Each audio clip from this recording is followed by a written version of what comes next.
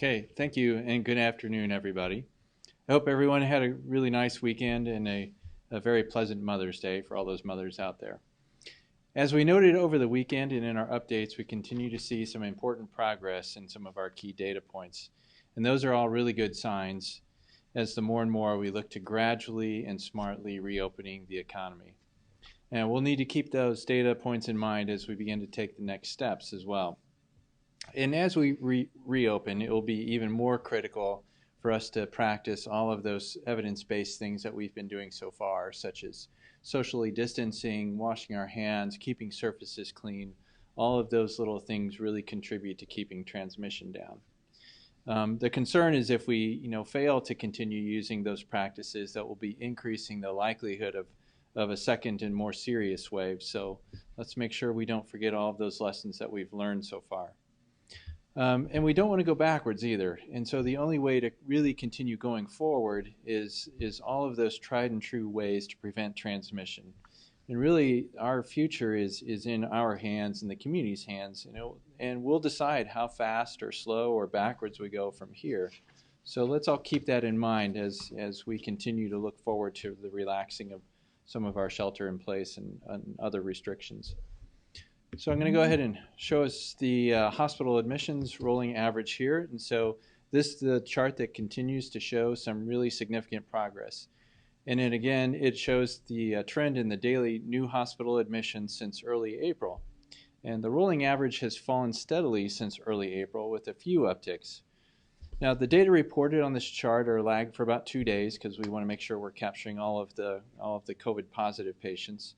And as you can see here, so the latest reporting date is on Saturday, where we admitted 16 new patients, which is, I believe, a new low since we really began tracking this data.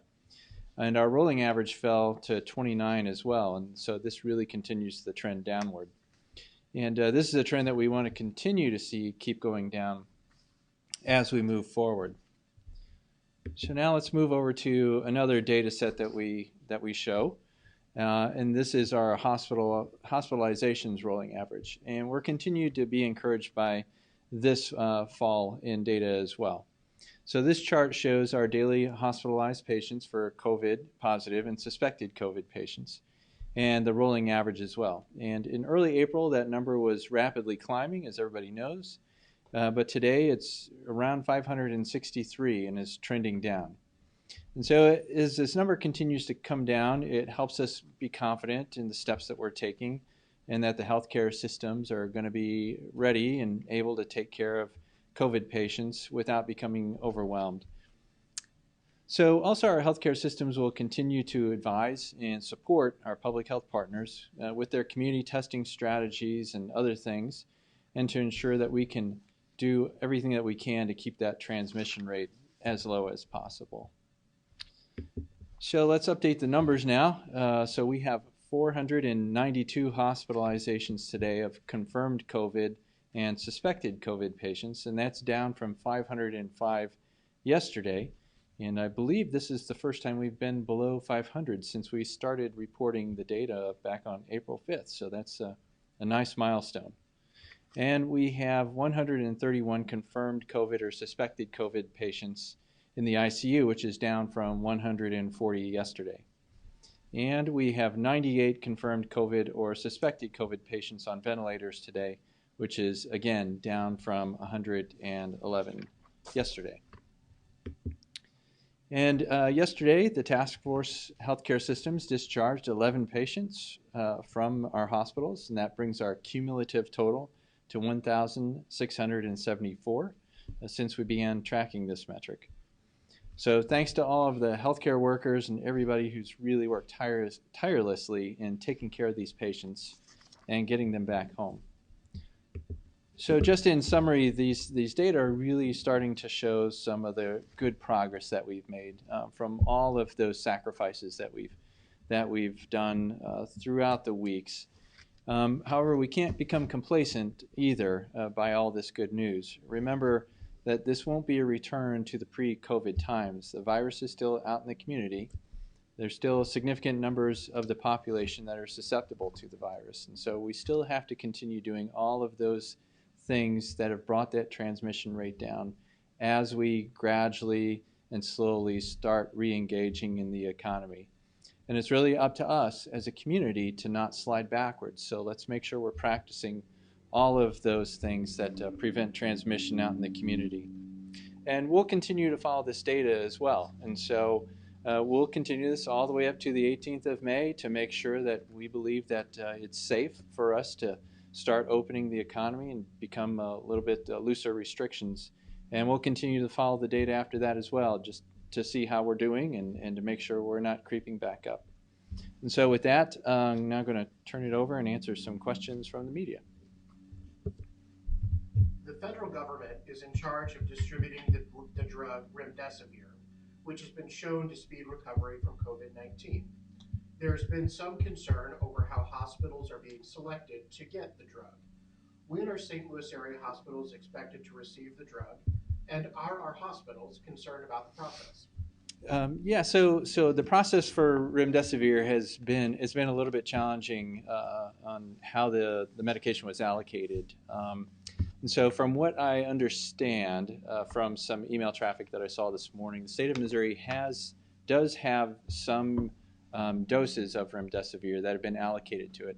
And I believe that they're trying to figure out how those are going to be allocated to hospitals throughout the state. Now, certainly you would think that the doses would go to those areas that are hardest hit. Of course, St. Louis is the hardest hit area in the state.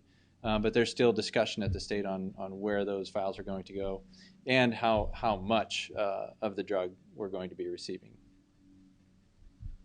One of the biggest ways people get infected is in their home. Do you know of any specific plan in the works to help people who test positive and are unable to effectively quarantine at home?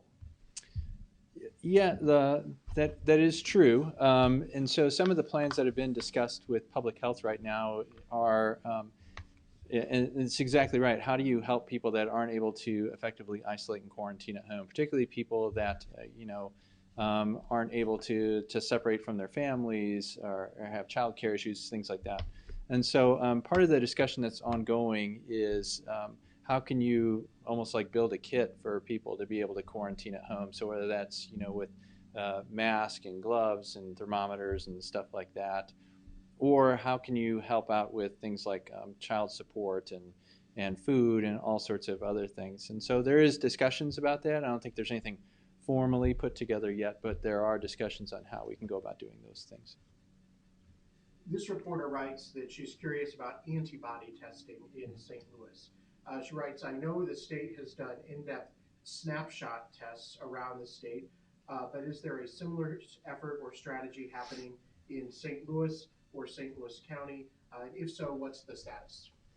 So I believe there has not been any antibody-based quote-unquote snapshot tests. I think what the reporter's asking about is what's called a prevalence study, where you do random sampling throughout the community just to understand how much disease is out in the community. The state has done that with the PCR-based test, which looks for active infection. Serology looks for past exposure to the virus. And so there's been some states like California and New York who have done that. But as far as my knowledge, the state of Missouri has not done that yet.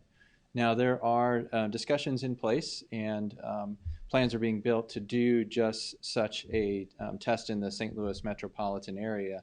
And that's really to look at the community to see how many people have been exposed to the virus. Now, if you recall from some of our earlier press conferences when we said we believe that 70,000 people, 71,000, would have been infected with the virus by the end of April.